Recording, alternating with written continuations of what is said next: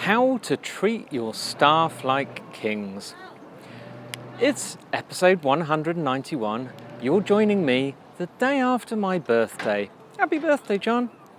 Believe it or not, look, I'm 50. Imagine that, you young people. Us old people do live to be this old. We still feel like 20 inside though. And there is a lot of activity going around because I'm in on Vancouver Island in Victoria. I'm down in the Bay Area, down at the marina. And I've just tied my Gorilla tripod onto the only upright I can find in the only kind of quiet area that I could find.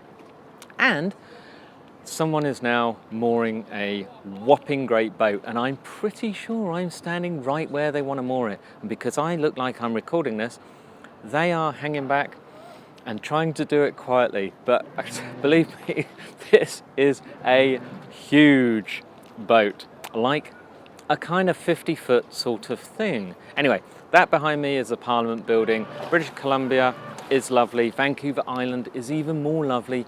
And Victoria is wonderful. We've got the Fairmont Hotel, the Empress Hotel over there. Oh, this is huge. If they actually, no, they're not going to hit me. It's funny. If I had another video that could show you what's going on, you'd laugh. Anyway, but back to the old staff thing. All right, staff are not staff. They are your working colleagues. You are a member of staff. Just making sure. Got anywhere to tie on to? Well, yeah, they don't have great cleats or anything here, but... Not really, is it? But anyway, staff, think of them as your colleagues. Don't think of them as staff, because as soon as you think of them as staff, that makes a you and them sort of theory. Now, in my business, customers are everything. However, without a happy staff, without happy people, they won't be looked after and they won't be treated like they are everything. So treat all your work colleagues like kings. How do you do it? One of the most important things is to say thank you. Yeah. I know, right? Yeah. Now that's something you really don't get very often. But try saying thank you. You don't have to give them money all the time. Are you thinking like that? You're thinking, oh, cash bonuses? No. Cash bonuses really don't do it unless they are one-offs out of the blue.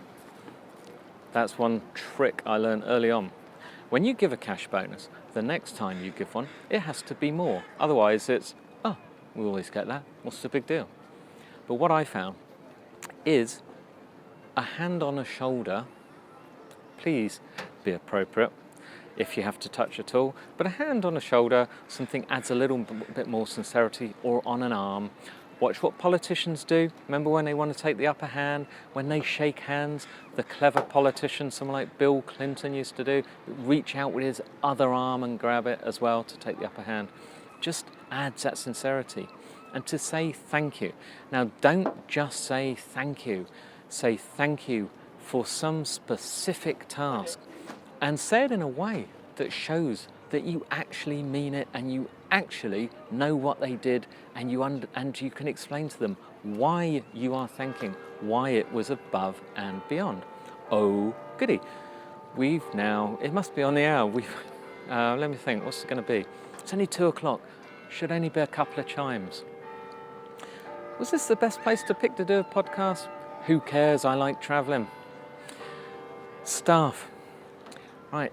Other ways of saying thank you is in a group meeting to pick out somebody specifically by name to say what a good job they did, and then to point out the actual job they did and what made it special in front of everyone else.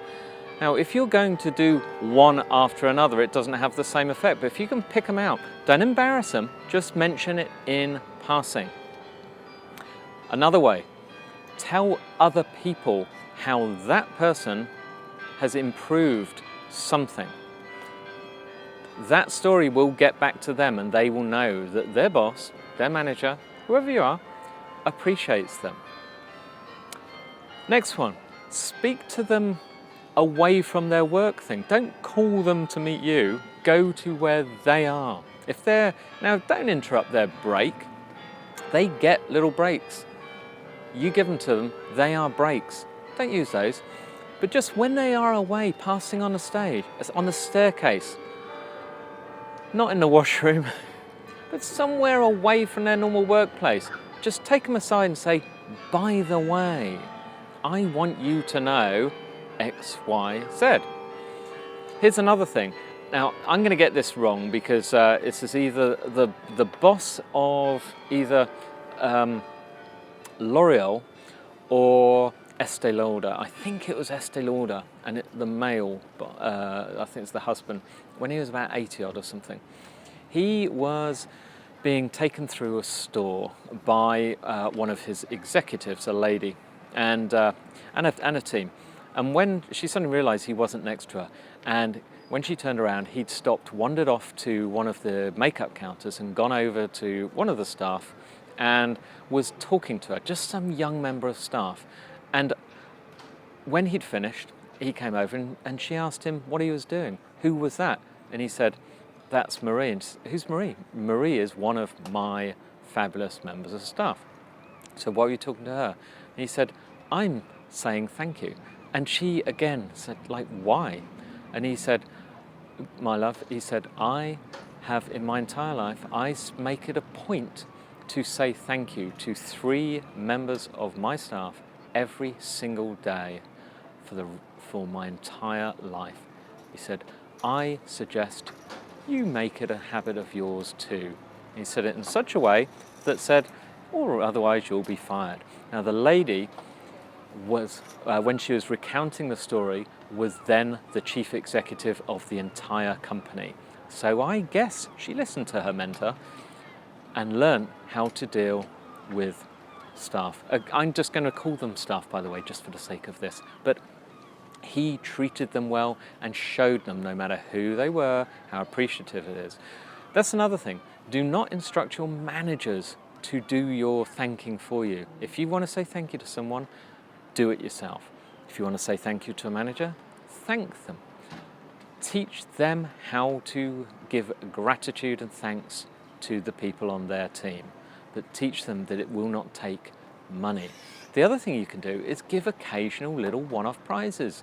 How about a couple of tickets to a restaurant, vouchers to the movies, to a theatre, something like that. Once a year, twice a year, out of the blue, hand it out, have a little competition, give a prize, but just show them your love and appreciation, because if you don't, they won't know.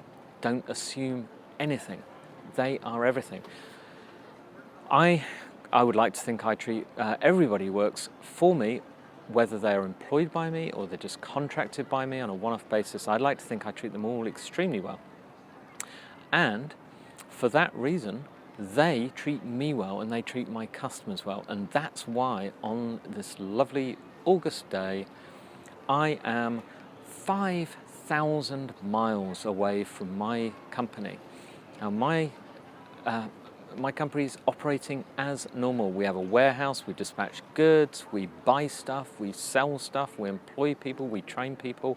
I don't have to do any of that because I've built it up from just me, and I taught all of my staff that they are just equal with me.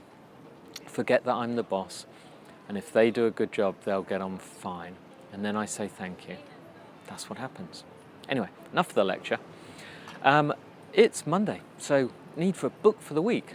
I'm going to go back to our old store, Seth Godin. Seth Godin writes brilliant books, so I apologise. I think this is probably the 3rd time he's got on the list. But today it's the Icarus Deception. And you remember Icarus, the old flying too close to the sun? Remember the father said, don't fly too close to the sun, but he wanted to get there, get higher, get a bit quick. The old wax on the wings melted and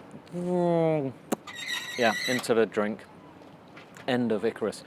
But it was, what the lesson of that was middle of the road. Don't take risks. That's no good. It's not going to get you far.